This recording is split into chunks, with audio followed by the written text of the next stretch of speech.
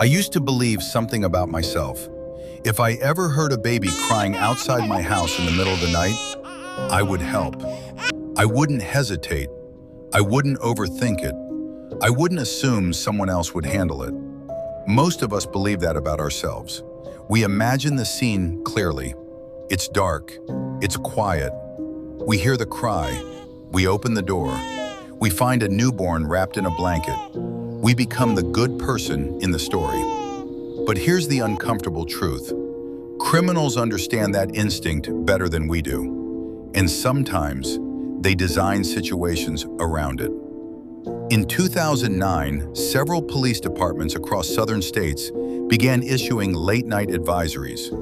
Not about home invasions, not about armed robberies, about sound. Specifically, recorded distress sounds played outside homes.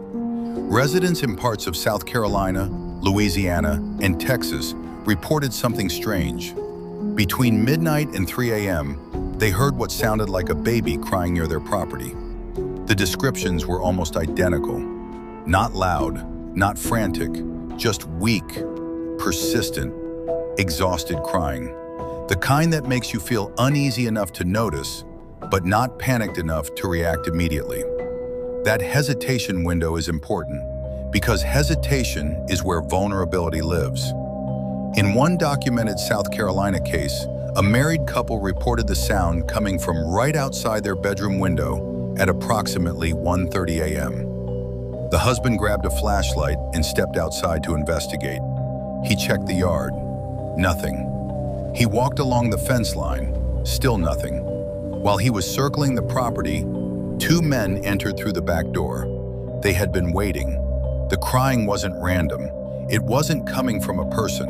It was a recording played from a small battery-powered speaker hidden near the property line.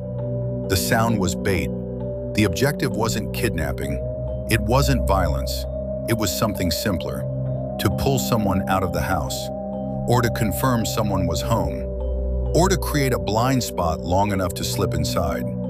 Police later acknowledged similar reports in neighboring areas. Sometimes it wasn't a baby. Sometimes it was a woman screaming. Sometimes it was a child shouting for help. Different sound, same principle. Trigger empathy, trigger urgency, override caution. Now pause for a second. Picture yourself alone at 1:17 a.m. You hear a newborn crying just beyond your porch. Not screaming, just struggling. You sit up in bed. You listen. It doesn't stop. You check the window. You see nothing. So you unlock the door. Because what if it's real? What if someone abandoned a child? What if waiting makes you the villain? That's the psychological pressure criminals exploit. But here's where it gets more complicated. Because sometimes it isn't criminals at all. In 2013, in rural Washington state, a woman repeatedly reported hearing what she described as an infant crying in the woods near her property. The sound occurred multiple nights in a row, always late, always faint, always just far enough away to make her step outside. Officers responded several times. They searched the tree line. They brought flashlights. They found nothing. Eventually, patrol units set up overnight observation, and what they discovered was unsettling in a different way. The sound wasn't human. It was a red fox. Foxes, especially during mating season, can produce high-pitched screams and cries that sound shockingly similar to infants. Not vaguely similar, almost identical. Audio comparisons have proven this repeatedly. In darkness with limited visibility and heightened adrenaline, your brain fills in the blanks. You don't hear animal, you hear baby. Now imagine this scenario. You step outside because you think a child is in danger. Your eyes haven't adjusted yet. Your porch light creates shadows beyond the yard, and something moves near the tree line. Is it wildlife? Is it someone crouched down? Is it someone watching to see if you came out alone? That ambiguity is where fear becomes powerful, because you don't know what you're responding to. And by the time you realize you misjudged it, you're already exposed. There's another case from Detroit in 2016. A woman living in a duplex heard persistent crying near her staircase after midnight. She assumed it was coming from the street, but it didn't drift. It sounded fixed. She eventually opened the door to check. There was no baby, but there was a man crouched beside the stairs leading up to her unit. He ran when she screamed. Police arrested him 2 streets away later that night. He had no baby, no recording device, no clear explanation, just a history of burglary. Investigators never confirmed whether he made the crying sound himself or used a device. But they were clear about one thing. He was waiting for her to open the door, waiting to see if she was alone, waiting to see how quickly she reacted. That's what makes these incidents disturbing. Not the sound itself, but what the sound does to you. Crying bypasses rational thought. It triggers a biological response, especially in adults, especially in women. Studies show infant distress sounds activate urgency centers in the brain almost immediately.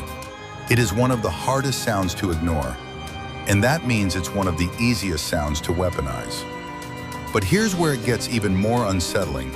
Sometimes there is no recording, no animal, no confirmed suspect, just repeated reports of crying, with no explanation ever found. In some neighborhoods, police have responded to multiple calls within weeks of each other.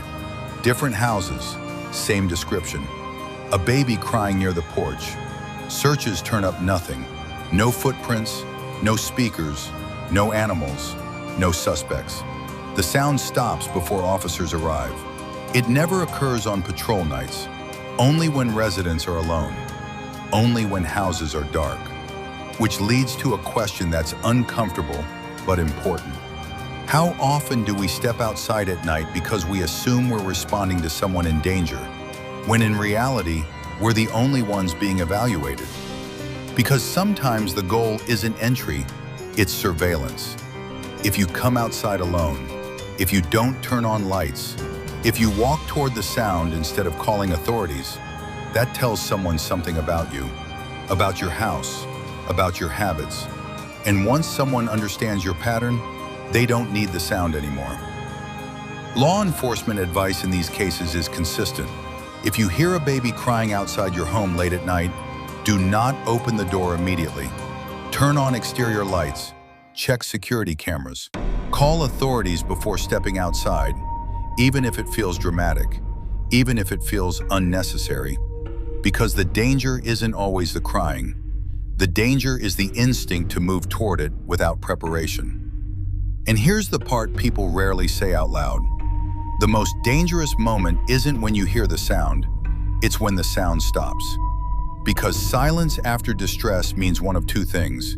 Either the situation resolved, or it achieved its objective, and you don't know which. That's what makes this so unsettling. It's not about ghosts, it's not about creatures in the dark. It's about how easily empathy can be turned into exposure. The fear isn't, is something supernatural outside? The fear is, what if someone understands my instincts better than I do? Because once someone knows exactly what sound will make you open your door, they don't need to force entry, they just need to press play.